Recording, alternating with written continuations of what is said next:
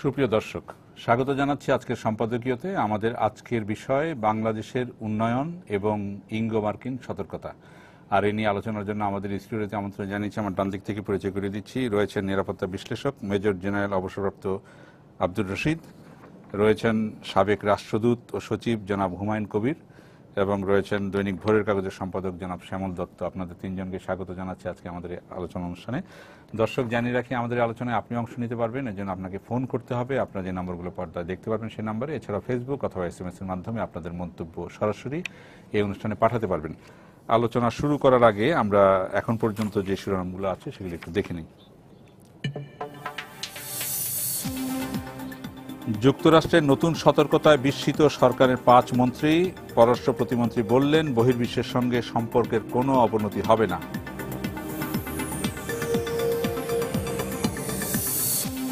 দুর্গাপূজা নির্বিঘ্ন করতে রাজধানীতে নেওয়া হয়েছে পর্যাপ্ত নিরাপত্তা ব্যবস্থা। চট্টগ্রামের 5 জেলায় বিজিবি মোতায়েন। বোধনের মধ্য দিয়ে শারদীয় দুর্গোৎসব শুরু। শিশু নির্যাতন ও মানবতা বিরোধী অপরাধ, এমন কর্মকাণ্ড করে কেউ পার পাবে না। শেখ রাসেলের জন্মদিনের অনুষ্ঠানে প্রধানমন্ত্রী।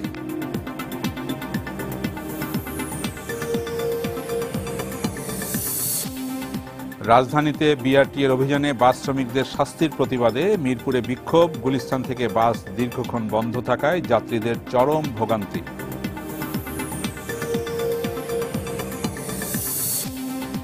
এবং বাংলাদেশের চাহিদা মতো বিদ্যুৎ দিতে সম্মত ভারত, জানালেন প্রতিমন্ত্রী। রামপাল বিদ্যুৎ কেন্দ্র হবে সম্পূর্ণ পরিবেশ বান্ধব, মন্তব্য ভারতীয় হাইকমিশনারের।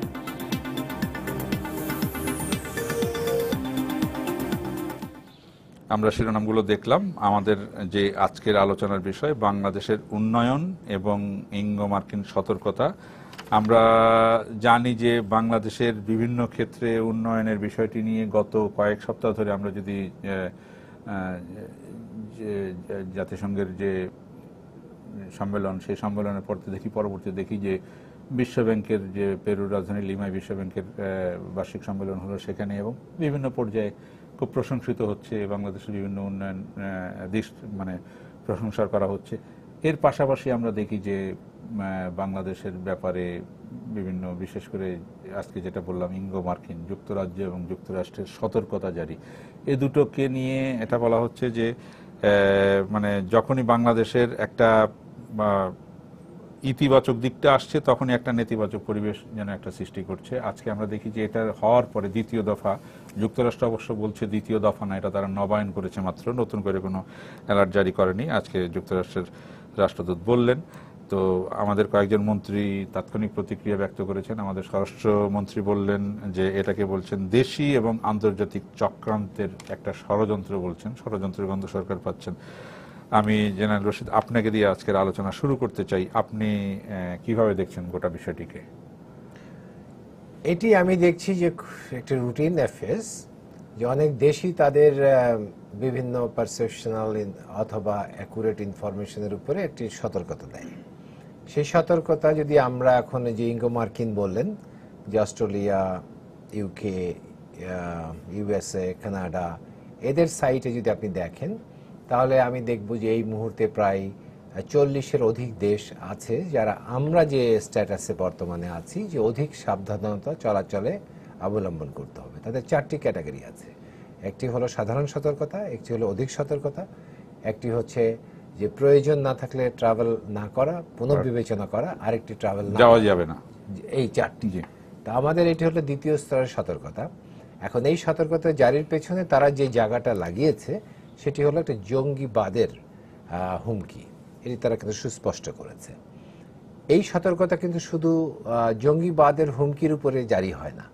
এটি যদি আপনার স্বাস্থ্যের কোনো ক্ষতি থাকে, মহামারী যদি দেখা যায়, বা সংক্রামক ব্যাধি যদি এলাকায় থাকে, অথবা যদি আইন শৃঙ্খলা পরিস্থিতির অবনতি হয়, অথবা যেখানে একটু অস্থিতিশীল রাজনৈতিক পরিস্থিতি, তারপরে হচ্ছে যদি ন্যাচারাল কোনো ক্যালামিটি, প্রাকৃতিক দুর্যোগের কারণে যে জীবনহানির আশঙ্কা থাকে, তাহলে এই সতর্কতা। রাজনৈতিক পরিস্থিতির কথা বলছেন, আমরা জানুয়ারি টু মার্চে এরকম তো দেখিনি।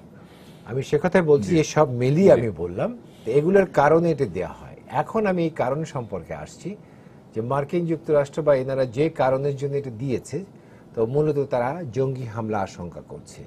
বাংলাদেশের এই জঙ্গি হামলার আশঙ্কাতে কতটুকু জঙ্গি প্রবণ বাংলাদেশ, সেটি হচ্ছে তারা একটা বিশ্লেষণ করেছে।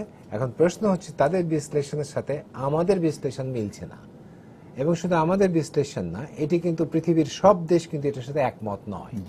তা আপনি হয়তো শুনেছেন যে রাশিয়ার যে রাষ্ট্রদূত আছে উনি বলেছিলেন যে 2 ফোঁটা মানে 2 drops doesn't make a rain, অর্থাৎ দুইটা ফোঁটাই শুধু বৃষ্টি বৃষ্টি মনে হয় না। আমি দেখেছি যে আমাদের সাউথ ইস্ট এশিয়ার যেসব ইয়ে আছে, ভারত আছে, মালয়েশিয়া আছে, এদের ভেতরেও এই প্রতিক্রিয়া, এইটার সাথে তারা একমত নয়। সেজন্য তাদের এখানে কোনো উদ্বিগ্নতা তারা প্রকাশ করেনি, বরঞ্চ কিছুটা তারা উষ্মা প্রকাশ করেছে। তো সেক্ষেত্রে আমি বলতে চাচ্ছি যে যখন একটি সতর্কতা, যেটার পেছনের যে যৌক্তিকতা, সেটিতে বিভিন্ন দেশ সহ আমাদের অ্যানালিস্টরা যদি একমত না হতে পারেন, তখনই প্রশ্ন আসে যে এটির সাথে কোনো ভূ রাজনীতি জড়িত কিনা, অথবা আমাদের আভ্যন্তরীণ রাজনীতিতে হস্তক্ষেপ করার বা প্রভাবিত করার একটি প্রচেষ্টা কিনা। তো সেইটির সাথে আমরা এটা লিঙ্ক করে যদি দেখি যে এটিতে বাংলাদেশে যে চলমান অবস্থা, আপনি যে কথাটা বললেন ওইটি যদি আমি বাদ দিই, বছরের প্রথম 3 মাসটা, তারপর থেকেই কিন্তু পরিস্থিতির একটা ব্যাপক উন্নয়ন হয়েছে। আমরা এই পর্যন্ত তেমন কোনো অবস্থা দেখি নাই যেখানে 3-এর অধিক মানুষ জঙ্গি হামলায় মারা গেছে। আমাদের 5টা ব্লগারকে হত্যা করা হয়েছিল। তো এই পরিস্থিতির ভেতরে যদি বিশ্বের যে মানটা আছে বর্তমানে, জঙ্গিত্বের যে মানটা, সেই মানের ম্যাট্রিক্সে যদি আমি বাংলাদেশকে ফেলি, তাহলে আমি বলবো যে দক্ষিণ এশিয়ার এবং পৃথিবীর অনেক দেশের চেয়ে বাংলাদেশ হচ্ছে একটি নিরাপদ দেশ জঙ্গির দিক থেকে। তার মানে আমাদের এখানে জঙ্গি সক্ষমতা অত বেশি গ্রো করেনি। তো সেক্ষেত্রে এটি যখন আসে, তখন আমাদের অনেক মন্ত্রীরা যে শঙ্কা প্রকাশ করেছেন, তো সেটির সাথে এই শঙ্কাটাকে গণনায় নেওয়া উচিত আমি মনে করি। সেটি হচ্ছে, আরেকটি হলো যে আমাদের উন্নয়নের সাথে ওনারা হচ্ছে আমাদের উন্নয়ন অংশীদার। তো এই উন্নয়ন অংশীদারের ক্ষেত্রে বাংলাদেশে উন্নয়ন ব্যাহত হতে পারে, বা এরকম পরিস্থিতিতে তারা কিন্তু আরেকটা জিনিস প্রভাবিত করেছে, সেটি হচ্ছে অস্ট্রেলিয়ার টিমকে আসতে দেয়নি, এবং অনেকগুলো টিমকে তারা এখানে তাদের যে কূটনৈতিক মিশনের বা অন্য যে চলমান নির্ধারিত কর্মসূচি বাতিল করেছে, করে এটিকে একটা প্যানিক ক্রিয়েট করেছে, যে এখানে বাংলাদেশে একটা ভীষণ ধরনের একটা জঙ্গির অবস্থা সৃষ্টি হয়েছে। মানে আপনি বলছেন যে এটা একেবারে প্ল্যান করে করা হয়েছে, এটা মিলিয়ে ফেলা যখন হয়েছে, তখন আমি একটা মিল দেখতে পাচ্ছি। এবং আমি দেখতে পাচ্ছি এটা শুরু থেকে পাতাগুলো যেমন আমরা নাটকের অঙ্ক যেমন একটা একটা করে চলতে থাকে, ঠিক সেই রকমই দেখলাম। সেই দেখা থেকে আমরা নিশ্চয়ই অনুমান করতে পারি যে এটি আসল সতর্কতা নয়। তো এটি বাংলাদেশের যে মানে আপনি বলতে চাচ্ছেন এটা যতটা না সতর্কতা, এখন বাংলাদেশ সরকারের জন্য একটা সতর্কতা, বাংলাদেশ সরকার সতর্ক হওয়া উচিত যে তার বিরুদ্ধে এরকম হচ্ছে, তারা এটাকে পেঁচাচ্ছে, বাংলাদেশের স্বার্থের বিরুদ্ধে এটা ব্যবহার করার চেষ্টা করছে। সেখানে আমাদেরকে অপর যেটাকে আমরা বলি, আমাদের একটা কাউন্টার স্ট্র্যাটেজি তৈরি করা উচিত, যে কিভাবে আমরা এটা ঠেকাবো। এবং বিশ্বের যে ভূ রাজনীতিতে এখানে বন্ধুত্বের যে গাঢ় বন্ধুত্বের ব্যাপারে একটা শঙ্কা দেখা দিচ্ছে।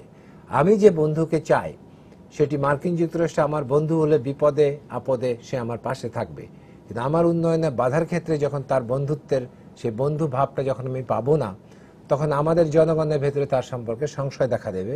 তাহলে কি ভূ রাজনীতি আমি বলতে পারি বাংলাদেশের রাজনৈতিক গুরুত্বের উপরে এই দেশটিকে কি এরকম একটি মুসলমান অধ্যুষিত দেশটিকে দেয়ালের সাথে ঠেলে নিয়ে যাওয়ার কোনো বৈশ্বিক যৌক্তিকতা নাই। তখন বাংলাদেশের কাছেও কিন্তু অনেক বিকল্প আছে, আপনি অনেক বিকল্প বন্ধু খুঁজতে পারেন। তো সেই বিকল্প বন্ধুর দিকে যাওয়ার জন্য আপনি একটা দেশকে ঠেলে দিবেন, সেটি তাদের স্বার্থের অনুকূলে যাবে কিনা, সেখানে আমি একটা প্রশ্ন রাখতে চাই। জি, আমি আসবো আপনার কাছে। আমি জনাব হুমায়ুন কবির আপনার কাছে আসি, যে ভূ রাজনীতির কথা, একটা সংশয়ের কথা বললেন, তো এখন আপনি কিভাবে দেখছেন যে এখানে আমরা দেখি যে আজকে জেনারেল রশিদ যে কথাটা বললেন, আমরা দেখি যে অর্থমন্ত্রীর কথা সেই ধরনের একটা পাওয়া যায়। উনি সাংবাদিকদের সাথে কথা বলার সময় উনি বলেছেন যে গত 7 বছরেই যুক্তরাষ্ট্রের প্রতি বর্তমান সরকারের প্রতি যুক্তরাষ্ট্রের আচরণ বা মনোভাব ছিল একই রকম। মানে উনি বলতে চাচ্ছেন একটা বৈরী। তো এই কথার বিশ্লেষণ করে বা এই কথা ধরে আপনি এখনকার যে অ্যালার্ট বা সবকিছুকে আপনি কিভাবে বিশ্লেষণ করবেন? দুইটা জায়গা থেকে আমি দেখতে চেষ্টা করব। একটা হচ্ছে যে পারসেপশন বা দৃষ্টিভঙ্গির বিষয় একটা, আর দ্বিতীয়টা হচ্ছে যে বাস্তবিক অর্থে সম্পর্কের গতিটা কোন দিকে যাচ্ছে। আপনি যেটা বললেন, এমন একটা ধারণা বা পারসেপশন আছে যে মার্কিন যুক্তরাষ্ট্রের সাথে আমাদের সম্পর্কের ব্যাপারটা যেমন গভীর থাকা দরকার ছিল তেমন গভীরতা পায়নি, এবং নানান প্রশ্ন এসছে। এবং এই সরকারের শুরুর থেকেই আপনি যেমন টাইটেলটা যেভাবে ব্যবহার করেছেন, তাতে ওই রকম একটা মানে গন্ধ পাওয়া যাওয়ার সুযোগ আছে।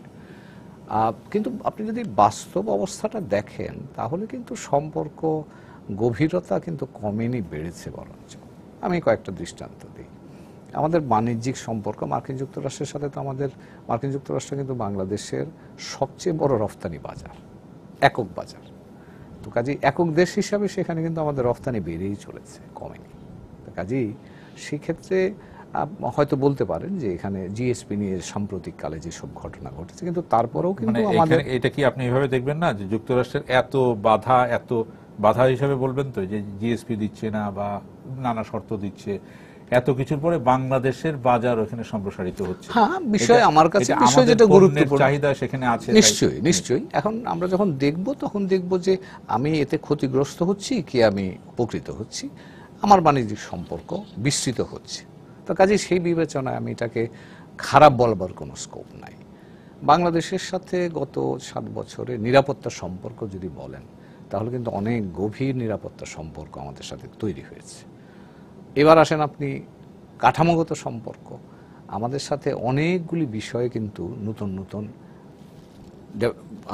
মানে ফ্রেমওয়ার্ক অফ রিলেশনশিপ যেটাকে বলি, কাঠামোটা তৈরি হয়, যেটা আগে ছিল না। যেমন ধরুন পার্টনারশিপ ডায়ালগ আমরা এখন করি, প্রতি বছর করছি। আপনার টিকফা হয়েছে, এখন প্রতি বছর আমরা মিট করছি। সিকিউরিটি ডায়ালগ হচ্ছে। এগুলি কিন্তু দুই দেশের সম্পর্ককে প্রেডিক্টেবিলিটি বা গতিপথ নির্ধারণের একটা মানদণ্ড হিসাবে আমরা দেখতে পারি। তো কাজে আপনি বাণিজ্য সম্পর্ক যদি বলেন, আপনি নিরাপত্তার সংক্রান্ত যদি বলেন, কাঠামোগত বা প্রেডিক্টেবিলিটি পয়েন্ট অফ ভিউ থেকে রিলেশনশিপ যদি বলেন, তাহলে সেখানে কিন্তু আমরা খুব যে পিছিয়ে আছি তা কিন্তু নয়, বা সম্পর্ক যে খুব খারাপ সেটা নয় কিন্তু। কারণ দীর্ঘমেয়াদে কিন্তু এটা বিষয়, পারসেপশন যে জিনিসটা বলছেন, এটা কিন্তু সাবজেক্ট টু ইন্টারপ্রিটেশন। আমি হয়তো ওইভাবে একভাবে দেখছি, আরেকজন হয়তো একই জিনিস ভিন্নভাবে দেখছি। তো কাজে এই জিনিসগুলো আমাদের একটু ভাবে একটু একটু একটু মানে আমি বলবো যে একটু লঙ্গার পার্সপেক্টিভে দেখলে ভালো হয়। আপনি যদি এই যে যেটা নিয়ে আমরা আলোচনা করছি, যে আজকে যে ট্রাভেল অ্যাডভাইজারি, যেটা যদি লক্ষ্য করেন, এখানে কিন্তু দুইটা কম্পোনেন্টই আছে। একটা কম্পোনেন্ট হচ্ছে যে তাদের সংখ্যা আছে, সেটা তারা বলেছে। আবার বাংলাদেশ সরকার বা বাংলাদেশের নিরাপত্তা বাহিনী যে এক্সট্রাঅর্ডিনারি কাজ করছে তাদের এই নিরাপত্তা দেওয়ার জন্য, সেটাও কিন্তু তারা স্বীকার করেছে। এখন যেটা হচ্ছে যে এটাকে আমি কিভাবে, এটা তাদের দৃষ্টিভঙ্গি থেকে তারা এই অ্যাডভাইজারিটা দিয়েছে। এখন আমার সাথে আমি যে কাজটা করতে পারি, সেটা হচ্ছে তাদের কি কারণে তারা এই অ্যাডভাইজারিটা দিয়েছে, সেই বিষয়গুলো যদি বা তাদের কনসার্ন এলিমেন্টসগুলো যদি আমি জানতে পারি, তাহলে আমার পক্ষে ওই চ্যালেঞ্জগুলোকে অ্যাড্রেস করা সহজ হয়। কাজে সেই জায়গায় এখানে আমি একটু বলি যে এখানে আমাদের পররাষ্ট্র প্রতিমন্ত্রী বললেন আমরা জানতে চেয়েছি, কিন্তু মানে আগেরবারও কিন্তু জানতে চেয়েছিল, কিন্তু ওনার আজকের কথায় বোঝা যায় যে জানতে চাওয়ার পরেও হয়তো জানানো হয়নি, বা কি ভিত্তিতে এই সতর্কতা, কি ভিত্তিতে এই অ্যালার্ট, সেই বিষয়টা আমি ভেতরের বিষয়টা জানি না। কিন্তু আমাদের যে কাঠামোগত সম্পর্ক আছে দুই দেশের, ধরেন সন্ত্রাসবাদ বিরোধী যে আলাপ আলোচনা দুই দেশের মধ্যে, নিরাপত্তা সংক্রান্ত যে কাঠামো আমাদের আছে, তাতে করে আমার কাছে মনে হয় না যে মার্কিন যুক্তরাষ্ট্র এবং বাংলাদেশ পরস্পরের চাহিদা মোতাবেক তারা ওই ধরনের নিরাপত্তা সংক্রান্ত তথ্যাবলী বিনিময় করবেন না। আমরা সেটা দাবি করতে পারি মার্কিন যুক্তরাষ্ট্রের কাছে। কারণ আজকে যদি এই অ্যাডভাইজারি দেয়া হয়, তাতে আমার দুটো ক্ষতি হচ্ছে ভাবমূর্তির দিক থেকে। আমার ক্ষতি হচ্ছে যে বাংলাদেশ সম্পর্কে মানুষের মধ্যে একটা শঙ্কা তৈরি হয়েছে যে এখানে জঙ্গি হামলার একটা আশঙ্কা থাকছে। এটা একটা ক্ষতি আমার জন্য। এটা বাস্তবতার সাথে মিল নাও থাকতে পারে, কিন্তু দৃষ্টিভঙ্গিগতভাবে এই জিনিসটা আমার জন্য ক্ষতির কারণ। দ্বিতীয় হচ্ছে যে এর ফলে আমার একটু আগে রশিদ ভাই যেটা বললেন যে ক্রিকেট টিম আসলো না, তাতে করে আমার ইন্টারন্যাশনাল স্পোর্টিং যে এরিনা আছে সেখানে আমি নেগেটিভলি এফেক্টেড হলাম। আমার এখানে ইনভেস্টররা যখন আসবে তারা তো এই ইন্ডেক্সগুলো দেখে, তারা যে নিরাপত্তা, এবং প্রত্যেকটা বড় বড় কোম্পানির মধ্যে তাদের একটা সিকিউরিটি সেকশন আছে, তারা ক্লিয়ারেন্স দিলেই তারা আমাদের এখানে আসবে। তারা এই ধরনের অ্যাডভাইজারি দেখলে তো আসবে না। কাজে আমি যেখানে ক্ষতিগ্রস্ত হব বা হওয়ার আশঙ্কা রয়েছে সেখানে আমার পার্টনার হিসাবে, বন্ধু হিসাবে আমি তার কাছে তো দাবি করতে পারি যে তোমার কি কারণ তুমি সেটা বললা। আমি জনাব শ্যামল দত্ত আপনার কাছে আসবো, একটা টেলিফোন নিয়ে আসি। যে দর্শক আপনার নাম বলে প্রশ্ন করুন। আসসালামু আলাইকুম, আমি সার্জেন্ট অবসরপ্রাপ্ত মোহাম্মদ আবু তাহের ঝিনাইদহ থেকে বলছি। জি বলেন। আমি রশিদ স্যারের সাথে চাকরি করেছি, ওনার প্রতি শ্রদ্ধা রেখেই বলছি। রশিদ স্যারের কাছে আমার প্রশ্ন, বাংলাদেশ পৃথিবীর বুকে এখন উন্নয়নের একটা রোড মডেল, কিন্তু এই রোড মডেল দেখে হয়তো অনেক দেশ আমাদের প্রতি হিংসা করছে কিনা, এবং মার্কিন যুক্তরাষ্ট্র যে পদক্ষেপগুলো নিতে যাচ্ছে সেটা কি আন্তর্জাতিক একটা ষড়যন্ত্রের শামিল কিনা আমাদের দেশের উপর? আমার প্রশ্ন হলো এটা। ধন্যবাদ আপনাকে। রশিদ স্যার দিবেন, মানে পারসেপশনের কথাই কিন্তু বললেন যে পারসেপশন যে প্রশ্নটি করেছেন তার আলোকেই বলি। আমি মনে করি যে পুরো জিনিসটা পশ্চিমা দেশগুলো ওভার রিয়্যাক্ট করছে। এরকম ঘটনাবলী, দুজন বিদেশি নাগরিক মারা যাওয়ার ঘটনা পৃথিবীর বহু দেশে, তুরস্কে সেদিন 100 জনের বেশি মারা গেছে, সেদিন সাউথ আফ্রিকাতে বাংলাদেশি নাগরিক মারা গেছে, আপনার থাইল্যান্ডে সেদিন বোমা বিস্ফোরণে বহু লোক মারা গেছে। কিন্তু আমরা একটা ট্রাভেল অ্যাডভাইজারি নিয়ে যে হারে এটাকে ফুলিয়ে ফাঁফিয়ে এটা রিয়্যাক্ট করি, আমি মনে করি যে আর এই যে জিনিসটা হুমায়ুন কবির ভাই বললেন যে সিকিউরিটি এবং অন্যান্য পার্সপেক্টিভে আমাদের অনেক আলোচনা চলছে, কিন্তু এই কথাটা সত্য যে পলিটিক্যালি ওয়েস্টার্ন দেশগুলোর সাথে বাংলাদেশের সম্পর্ক কিন্তু ভালো না। বিশেষ করে যুদ্ধাপরাধীর বিচার এবং যে নির্বাচনটি হয়ে গেছে সেই নির্বাচনটি নিয়ে তাদের অনেক রকমের মতামত ইত্যাদি নিয়ে বাংলাদেশ কথা শুনে না, কথা শুনে না, ওয়েস্টার্ন দেশগুলোর কথা শুনে না, তাদের পরামর্শ অনুযায়ী চলে না। ফলে সেই দূরত্বটিতে রয়ে গেছে। আপনি তো নিশ্চয়ই জানেন যে ড্যান মজীনা একটি বছর রাষ্ট্রের সরকার প্রধানের সঙ্গে কোনো অ্যাপয়েন্টমেন্টই পায়নি। তো ফলে এই জায়গাগুলো থেকে আপনাকে বিচার করতে হবে যে তারা যে ট্রাভেল অ্যাডভাইজারি গুলো দেয় এগুলো তো রাজনীতিবিহীন ট্রাভেল অ্যাডভাইজারি না, এর পিছনে একটা রাজনীতি আছে, সূক্ষ্ম রাজনীতির বিষয় আছে, যে রাজনীতিটিতে আসলে আমাদেরকে মেলাইন করা, আমাদের এখানে এক ধরনের যাতে আমরা একটা অপ্রস্তুত অবস্থায় পড়ি সেই সিচুয়েশন তৈরি করার জন্য কিন্তু অনেকেই নানা রকম ষড়যন্ত্র করবে। এবং যেটি প্রশ্নকর্তা বলেছেন ভেতরে ভেতরে হুমায়ুন কবির যেটা বলেন, ভেতরে ভেতরে সম্পর্ক আছে, যে সম্পর্কটা আছে, যেটা নরমাল ডিপ্লোম্যাটিক কোর্সে যে রিলেশন গুলো হয় সেগুলো আছে, কিন্তু পলিটিক্যালি ওয়েস্টার্ন কান্ট্রিগুলোর সঙ্গে বাংলাদেশের এই মুহূর্তে অনেক ধরনের ঝামেলা আছে। এই দেশগুলো যুদ্ধাপরাধের, আপনি এই ট্রাভেল অ্যাডভাইজারি আগামীতেও আসবে, আমি আপনাকে বলে দিলাম, বেশি আসবে, হ্যাঁ আরো বেশি আসবে। যতক্ষণ পর্যন্ত সালাউদ্দিন কাদের চৌধুরী এবং আলী হাসান মুজাহিদের ফাঁসি হচ্ছে না ততক্ষণ পর্যন্ত ট্রাভেল অ্যাডভাইজারি আসতেই থাকবে। কারণ আমি নিজে এই নিয়ে খোঁজখবর, যেহেতু আমরা নিজে সাংবাদিক হিসেবে খোঁজখবর নিতে গিয়ে দেখেছি যে অস্ট্রেলিয়া টিম না আসার মূল কারণটাই ছিল তার কদিন আগে মাত্র আমরা ডিক্লেয়ার করলাম যে অমুকের ফাঁসি হবে, তাদের রিভিউ হবে। ফলে তারা কিন্তু ওই সাইদের জিনিসটা মাথায় রেখে দিয়েছে, সাইদের ঘটনার পরে কি ধরনের পরিস্থিতি বাংলাদেশে হয়েছে।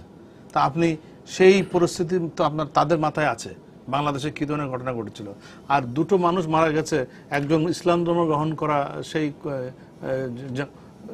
জাপানি নাগরিক, একজন লো ভ্যালু টার্গেট, সে একটা এনজিওতে চাকরি করে, তার কোনো পরিচয় এমন কোনো গুরুত্বপূর্ণ ব্যক্তি নন, সেই নিয়ে একেবারে পশ্চিমা দেশগুলো হুলস্থুল ফেলে দিল।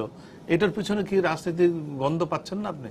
আমি তো নিজে মনে করি যে এর পিছনে অনেকটা বাংলাদেশ সরকারের সাথে যে দূরত্বটি চলছে, হ্যাঁ আমাদের সিকিউরিটি ডায়ালগ চলছে, আমাদের অবকাঠামোগত নানা সম্পর্ক চলছে, সেটা যেমন একদিকে সত্য, একই সঙ্গে এটাও সত্য যে তাদের সঙ্গে আমাদের কিন্তু একটা মনস্তাত্ত্বিক লড়াই কিন্তু চলছে।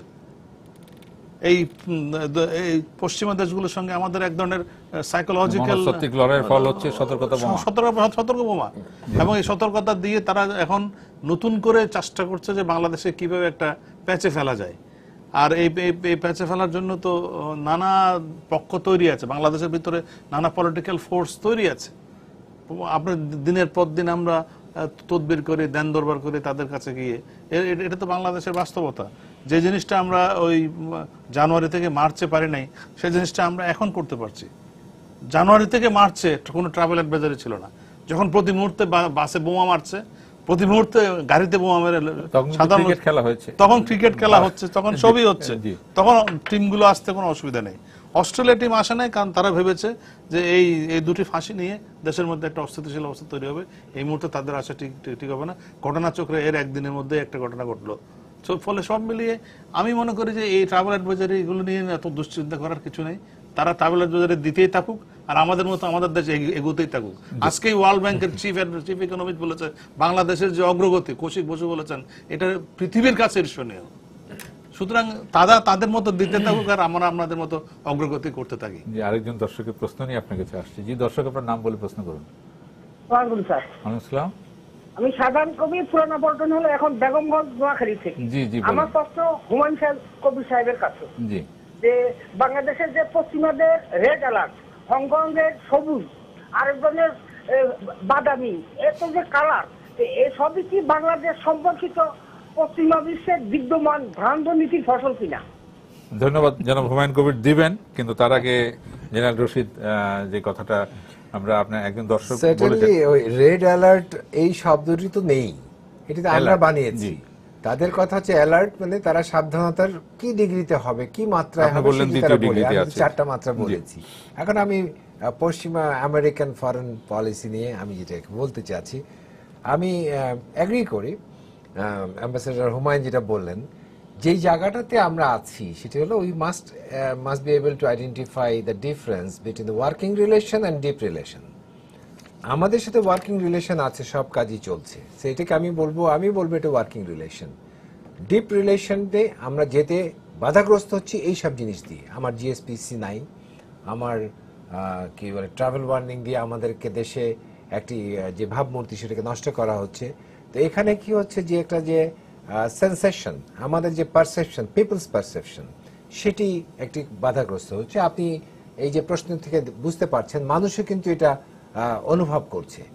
তো সেই জায়গাটাতে আমি বলছি যে বিশ্বস্ততা বাড়াতে গেলে তাহলে এখানে একটি স্বচ্ছতা থাকতে হবে, রিলেশনের স্বচ্ছতা থাকতে হবে। এখন আমি আসি আমেরিকান ফরেন পলিসির ইতিহাসে একটু আসতে চাই। সেটি হচ্ছে যখন বাংলাদেশে মুক্তিযুদ্ধ চলছে তখন আমেরিকাকে আমরা কিভাবে দেখেছি। একটি হলো পাকিস্তানকে সে সামরিক সাহায্য দিচ্ছে, বাংলাদেশের গণহত্যাকে থামানোর জন্য সে কোনোই ব্যবস্থা নেয়নি। আরেকটি হচ্ছে সে ভারতকে আবার আর্থিক সাহায্য দিচ্ছে বাংলাদেশের রিফিউজিকে খাওয়ানোর জন্য। তিনটা ত্রিধারাতে সে মুভ করেছে। তো তার যে এই ধারার ভিতরে কোনটা যে সত্যি ধারা, আসল ধারা, সেটি তো আমরা বুঝে গেছি যে পাকিস্তানের সামরিক সাহায্যটাই ছিল তার জিওপলিটিক্যাল বা ফরেন পলিসি এক্সপানশনের মূল ধারা। তো এখানেও আমরা ঠিক দেখতে পাচ্ছি ওই বৈপরীত্য কিন্তু এখানেও আছে। আমাদের ব্যবসা প্রসারিত হচ্ছে, সেখানে তাদের চাহিদা বাড়ছে। এটি শুধু আমাদের কারণে না, তাদের কারণে।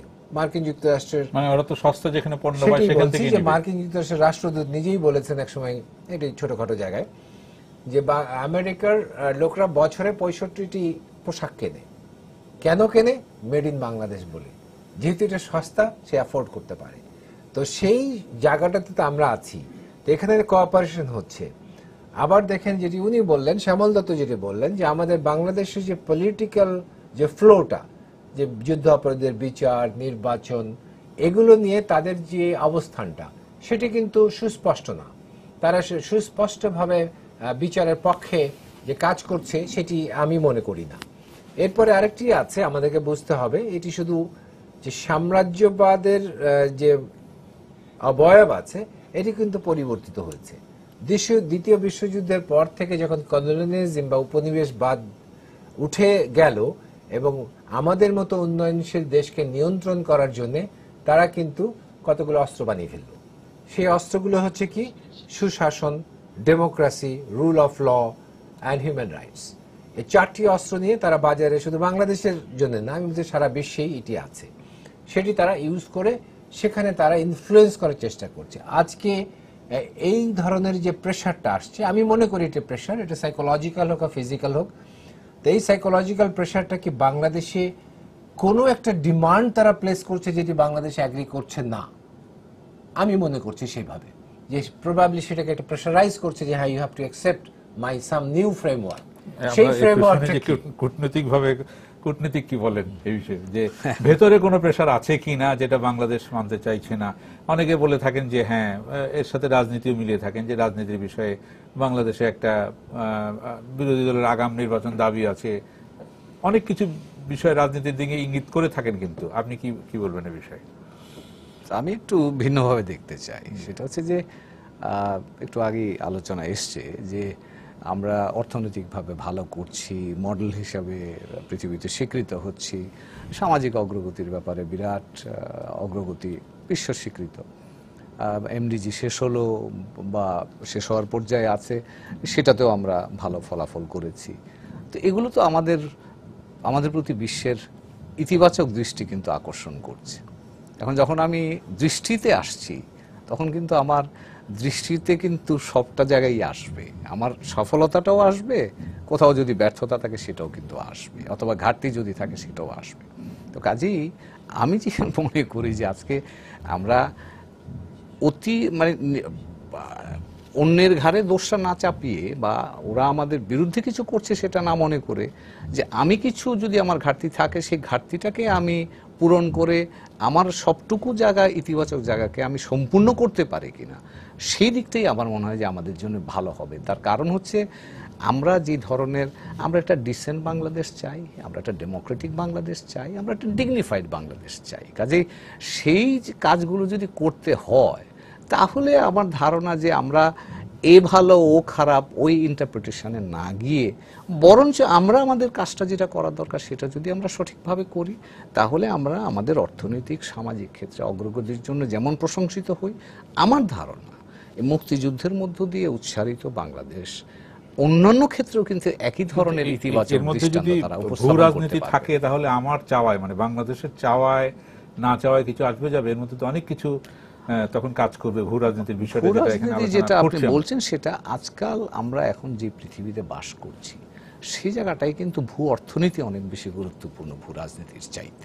আর বাংলাদেশের মতো দেশ, আমরা যে ধরনের সক্ষমতা আমাদের আছে বা আমরা সেই ধরনের প্রতিদ্বন্দ্বিতা না গিয়ে সকলের সাথে আমরা সমান তালে চলতে পারি, যাতে সেই জায়গাটাই আমাদের বেছে নেওয়া দরকার।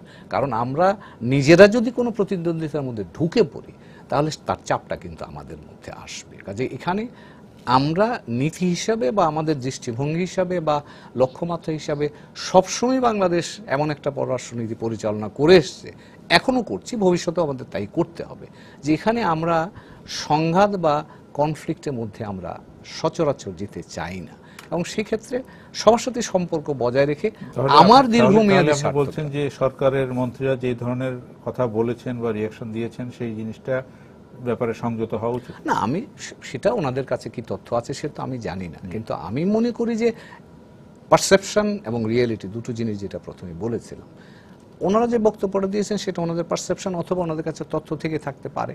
সেটা থাকলেও কিন্তু আমার লং টার্ম ইন্টারেস্ট যেটা আছে, একজন যদি আমার অন্যভাবে আমাকে ফ্রেম করতে চায়, আমি কিন্তু সেই জায়গায় নিজেকে তার ফ্রেমে না পড়ে আমি আমার মতো করে সেই ফ্রেমটাকে অ্যাডজাস্ট করার জন্য আমি সচেষ্ট থাকতে হবে। কারণ আমার লক্ষ্য, আমার অবজেক্টিভস আর মার্কিন যুক্তরাষ্ট্র অবজেক্টিভ তো সিমিলার নাও হতে পারে। আমার উন্নয়ন, আমি উন্নয়নের যে স্তরে আছি তারা তো সেই স্তরে নাও থাকতে পারে। তো কাজেই আমাকে আমার অবস্থান, আমার শক্তি যেটা আছে সেটার উপর ভিত্তি করে আমাকে দাঁড়াতে হবে, এবং যথাসম্ভব পররাষ্ট্রনীতির উদ্দেশ্য কি, যে রিস্কগুলোকে কমিয়ে আনা এবং সুবিধাগুলোকে বাড়িয়ে তোলা। তো কাজেই আমার কাজ হবে যে আমি যত রিস্ক কমিয়ে ফেলতে পারি এবং আমার জন্য সুবিধার জায়গা যেগুলো আছে, সুযোগ যেগুলো আছে, সেগুলো যাতে আমি এক্সপ্লোর করতে পারি। কিন্তু আমরা এমন কিছু কাজে হাত দিয়ে ফেলেছি অলরেডি বাংলাদেশে, সেই জায়গায় আমাদের সাথে পশ্চিমা দেশগুলোর একটা বিরাট মত রিস্ক না, উনি রিস্ক কমানোর কথা বললেন। আমরা দেখি যে যেখানে আমরা পদ্মা সেতু আমাদেরকে টাকা দিবে না, রিস্ক কমবে না, আমরা নিজেরা করব বলে সিদ্ধান্ত নিয়েছি, এটা তো রিস্ক বাড়লো। রিস্ক বাড়লো। এটা ছাড়াও যেমন ধরুন ইউরোপীয় ইউনিয়ন আমাদেরকে ক্রমাগত উপদেশ দিচ্ছে যে তোমরা ফাঁসি দিও না, কিন্তু আমরা ফাঁসির সিস্টেমটা বহাল রেখেছি। এখানে একটা পার্থক্য বাড়ছে। আপনি পশ্চিমা দেশগুলো টাকা খেয়ে বাংলাদেশের জামাত ইসলামের তারা তাদের পক্ষে তদবির করছে, এবং আমরা এটা প্রকাশ্যে জানি যে তাদের লবিস্ট নিয়োগ হচ্ছে, টাকা পয়সা হচ্ছে, এবং ক্রমাগত মার্কিন যুক্তরাষ্ট্রের বিভিন্ন হিউম্যান রাইটস অর্গানাইজেশন বাংলাদেশের এই বিচার প্রক্রিয়া নিয়ে নানা প্রশ্ন তুলছে। এবং এমনকি খোদ মার্কিন যুক্তরাষ্ট্রের পক্ষ থেকেও নানা রকম সিনেটর আসছে একবার, অমুক আসে একবার, তমুক আসে। এই যে পলিটিক্যাল, ওই যেটা বলে জেনারেল রশিদ বললেন যে আমাদের নর্মাল রিলেশনটা ঠিক আছে, কিন্তু রিলেশনটা কিন্তু একটা জায়গায় গিয়ে আর এগুচ্ছে না কেন? কারণ আমরা এমন কিছু কাজ করছি যেগুলোর সঙ্গে মার্কিন যুক্তরাষ্ট্রের ইয়ের সাথে মিলছে না, ফলে নীতিগত মিল খাচ্ছে না। ফলে এই কারণে আমাদের দেখবেন এই ট্রাভেল অ্যাডভাইজারি এগুলো নিয়ে আমাদের যত কম বেশি রিয়েক্ট করা তত ভালো আমার মতে। কারণ এই ধরনের রিস্ক পৃথিবী এখন সব দেশে আছে। কেউ কি কল্পনা করেছিল তুরস্কে একটা শান্তি মিছিলে এতগুলো লোক মারা যাবে বোমা মেরে? সেখানে আমাদের এখানে দুজন লোক কি কোথায় খুন হলো তা নিয়ে আমরা তো একেবারে এমবাসি গুলো করে ফেলছে যে লোকজন আর আসতেই পারবে না। আপনি বললে ওইভাবে বললে হয়তো আজকে আমাদের আলোচনাটাই বাড়াবাড়ি, কিন্তু আপনি দেখেন আপনি দর্শকদের প্রশ্ন বাদামি অ্যালার্ট না রেড অ্যালার্ট না গোলাপি সবুজ অ্যালার্ট, দর্শকরা তো সচেতন হচ্ছে বা মানে মানুষ ভাষাগুলো সবই কিন্তু ভুল, রেড অরেঞ্জ কোনটাই না। কিন্তু প্রশ্নটি হচ্ছে এখন এই মুহূর্তে আমরা আসলে কতখানি আমাদের নিজেদের নিরাপত্তা, আমি মনে করি যে এই মুহূর্তে সরকারের উচিত যে দুটি ঘটনা ঘটেছে তার সুষ্ঠু তদন্তটা শেষ করা এবং এর পেছনে কারা জড়িত আছে সেটা পরিষ্কার করে বের করে না। তাহলে দেখবেন যে এইসব অ্যালার্টের আর কোনো মূল্য থাকবে না।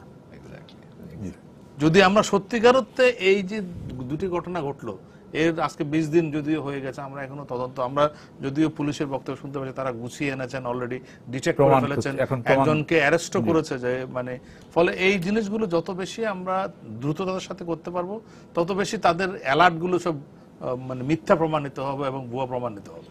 এবং আপনি দেখেন আমি কয়েকজন ব্যবসায়ীর সাথে কথা বলে দেখেছি এইসব অ্যালার্টের জন্য মূল কাজটা হয় কি জানেন? বিদেশিরা পণ্যের দাম কমিয়ে দেয় এই সুযোগে।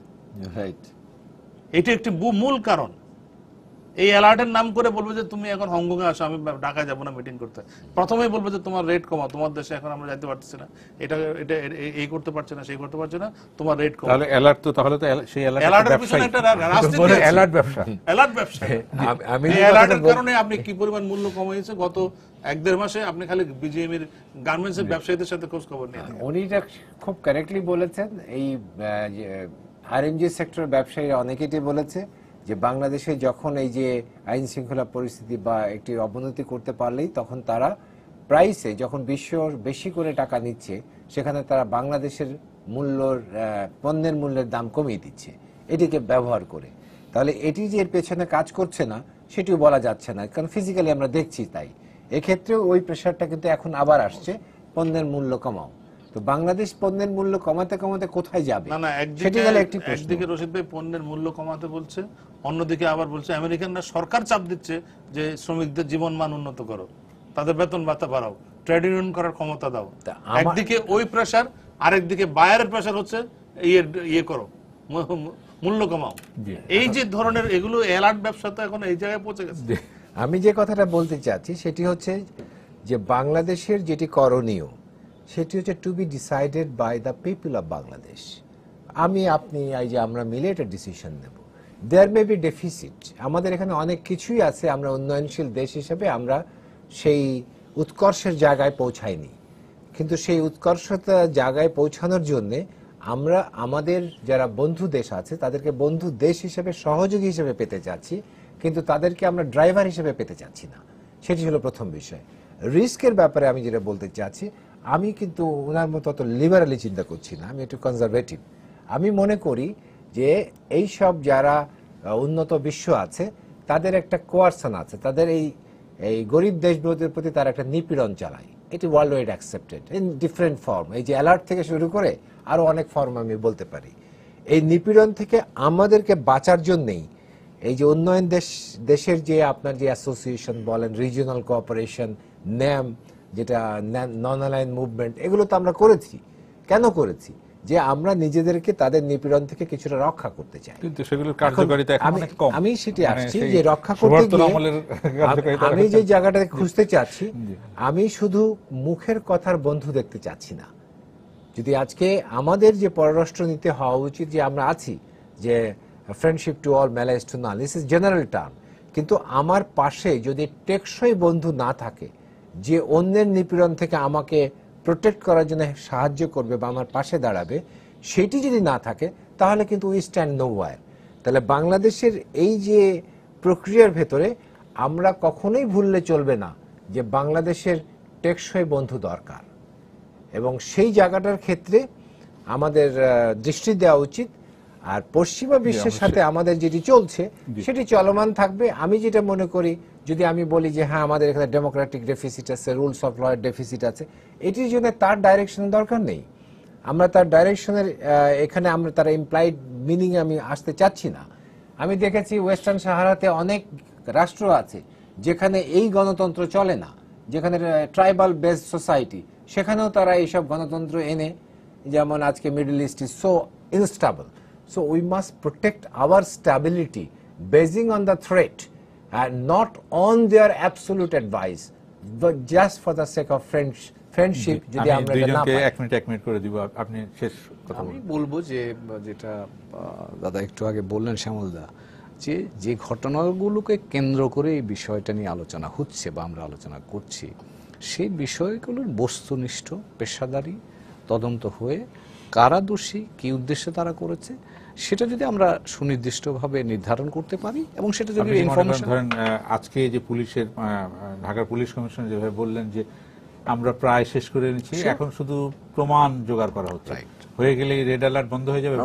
এটা হলে আমাদের জন্য অন্তত যে উপাদান, যে জিনিসগুলো আমাদের কাছে থাকবে সেটা আমরা শেয়ার করতে পারি যে this is what it is. এবং তারা কিন্তু এই রেড অ্যালার্টের সূত্রটা ধরেছে যে এর সাথে জঙ্গি সংগঠনের বা সন্ত্রাসবাদী সংগঠনের সংশ্লিষ্টতার কারণে আমরা যদি সেটা প্রমাণ করতে পারি যে সংশ্লিষ্টতা নেই, সেক্ষেত্রে তাদেরকে আমি বলতে পারবো যে এটা তোমরা যেটা বলেছো এটা ঠিক বলেছি যে এর সাথে আমরা দেখেছি পুলিশ কমিশনার সাহেব সরাসরি বলেছেন যে এর সাথে কোনো জঙ্গিবাদের কোনো সম্পর্ক নেই, এখানে জঙ্গিবাদের কোনো আমরা পাইনি, পাইনি। দেখা যাক তদন্তে কি হয়।